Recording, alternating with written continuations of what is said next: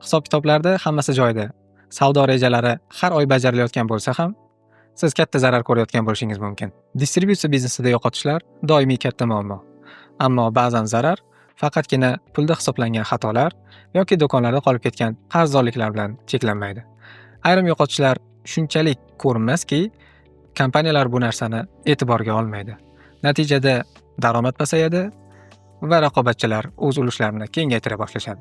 Nima uchun bu videoni ko'rishingiz kerak? Business case misolida distributsiyadagi 4 ta eng katta muammolarni ko'rib chiqamiz va ularga aniq yechimlar beramiz. Bu yechimlar faqatgina Sales Doctor programmasi bilan bog'liq emas. Ushbu video reklama ko'rinishida emas, balki barcha distributorlarga manfaatli qo'llanma ko'rinishida yozilmoqda.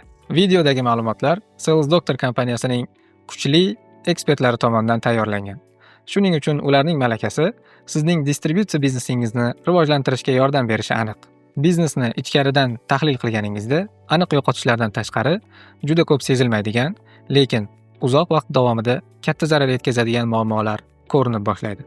Biz FMCG mahsulotlari misolida distributsiyadagi eng katta muammolarni aniqlaymiz va ularga yechim beramiz. Birinchi yo'qotishga o'tishdan oldin sizga savol bermoqchiman. Savdo agentlari va ekspeditorlaringiz bir kunda necha kilometr masofa bosib o'tishadi?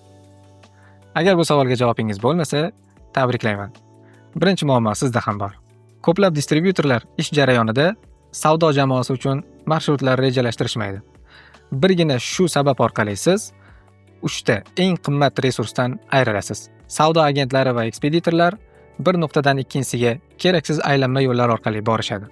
Natijada yoqilg'i sarfi oshadi, vaqt yo'qoladi va mahsulot kech yetkazib berilgani uchun mijozingizni sizga nisbatan munosabati buzilishi mumkin. Odatda distributsiya kompaniyalarida savdo xodimlari va ekspeditorlar kuniga o'rtacha 20 ta do'konga tashrif buyurishadi. Lekin marshrut tahlil qilinganda keragidan ko'p masofa bosib o'tishi va bir do'konni qayta aylanib o'tishi aniqlangan. GPS monitoring tizimi va avtomatlashtirilgan marshrutlar yordamida bu muammoni yo'q qilish mumkin. Bu agentlarga eng qisqa va eng samarali yo'lni topishga yordam beradi.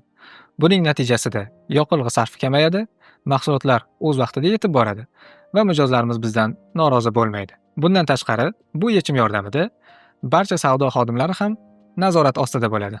Afsuski, ba'zi savdo xodimlari ish vaqtida xizmat mashinalaridan shaxsiy ehtiyojlari uchun foydalanishadi. GPS monitoring orqali siz barcha xodimlarni qayerda ekanliklarini onlayn ko'rib turasiz va yuqoridagi muammolar sizda kuzatilmaydi. Bundan tashqari siz ish kuni boshlangan va yakunlangan vaqtni aniqlashingiz mumkin. Bunday dasturlar orqali siz xodimlaringizni Telegram yoki telefonda kuzatib boshqarishingizga hojat yo'q. GPS monitoring tizimi xodimlar uchun ham juda foydali. Ularga kunlik reja bo'yicha tashrif buyurilgan yoki qolib ketgan do'konlarni aniqlashga yordam beradi. Distributsiya zanjirining yuragi bu albatta ombor va logistika. Ombor boshqaruviga imkon boricha ishonchli va tajribali odamni yollashingizni tavsiya qilamiz. Chunki ombordagi balans biznesni yo rivojlanishiga yo pastga qulashiga sabab bo'ladi. Omborda mahsulotlarimizni muzlab qolishi bu bir muammo. MML mahsulotlarimiz yetmay qolishi undan ham katta muammo. Ko'pchilik distributsiya kompaniyalarining ombor tizimi tahlil qilinganda har oyda 7-10% mahsulot muddati o'tib ketayotgani yoki mijozlarga noto'g'ri jo'natilayotgani aniqlanadi. Bu esa bevosita mijozlarning ishonchsizligiga va biznesning foydani yo'qotishiga sabab bo'ladi. FIFO yoki FIFO tizimlarini joriy qilish va mahsulot harakatlarini skaner orqali kuzatish kerak bo'ladi. FIFO tizimida birinchi omborga kirib kelgan mahsulot birinchi bo'lib chiqib ketadi. FIFO tizimida esa qaysi mahsulotimizning yaroqlilik muddati eng yaqini bo'lsa, shu mahsulot eng birinchi sotuvga qo'yiladi. Noto'g'ri jo'natishlarni oldini olish uchun esa avtomatlashtirilgan ombor boshqaruv tizimlari yordam beradi. Ko'plab distributor kompaniyalar haligacha buyurtmalar qabul qilishni qo'lda amalga oshirishadi. Bu yondashuv esa inson xato yo'l qo'yishi, buning natijasida noto'g'ri mahsulot jo'natilishi yoki mahsulotlar umuman yetkazib berilmasligiga sabab bo'ladi. Buyurtmalarni qo'lda nazorat qilish oqibatida mahsulot turi, miqdori va manzili haqida ma'lumotlar o'zgarib ketadi. Buning natijasida kompaniya keraksiz mahsulotlarni yetkazib beradi. Bu holat yuqorida aytilgan transport xarajatlari va mijozlarning yo'qotilishi bilan tugashi mumkin. Savdo xodimlari buyurtmalarni qabul qilishlari uchun tizim joriy etish tavsiya qilinadi. Bundan tashqari, do'kon egalari Telegram botlar yordamida kerakli mahsulotlarga onlayn buyurtmalar berish imkoniyati yaraladi.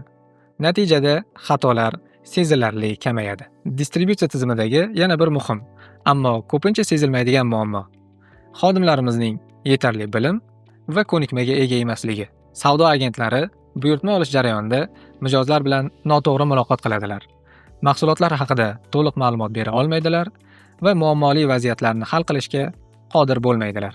Xodimlarning malakasi va xizmat ko'rsatish sifati distributsiyaning eng muhim omili hisoblanadi. Chunki distributsiya munosabat ustiga quriladi.